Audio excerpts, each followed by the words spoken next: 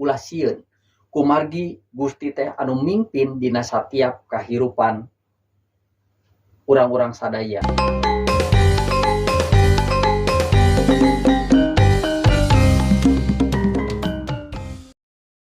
Salam, salam kawilujengan di lebat nami Gusti Yesus Kristus. Kunaon Bapak Ibu, urang ulah sieun kumargi tadi disangamkeun Gusti teh anu bakal ngaping, ngajari, ngajaga, ngariksa dina kahirupan urang-urang sadaya.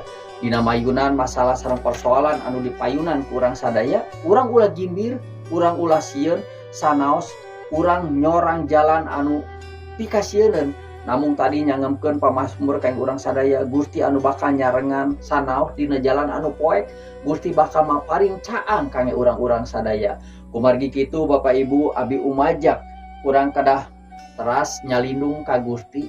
Kumargi Gusti urang teh Gusti panyalindungan urang dina waktos urang mayunan, pergumulan kahirupan urang-urang sadaya, urang ulah nyalindung ka gunung, urang ulah nyalindung ka tatangkalan anu ageng. Urang ulah nyalindung ka dukun, namun disangamkeun di dieu dina pangandika Gusti ieu urang kedah nyalindung ka Gusti anu Maha Agung nyaeta Yesus Kristus anu ku urang disembah siang sinara wengi.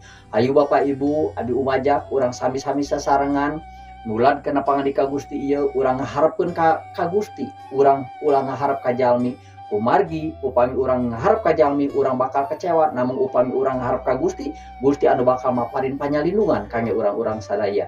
Hatur nuhun, Gusti Yesus ngaberkahan.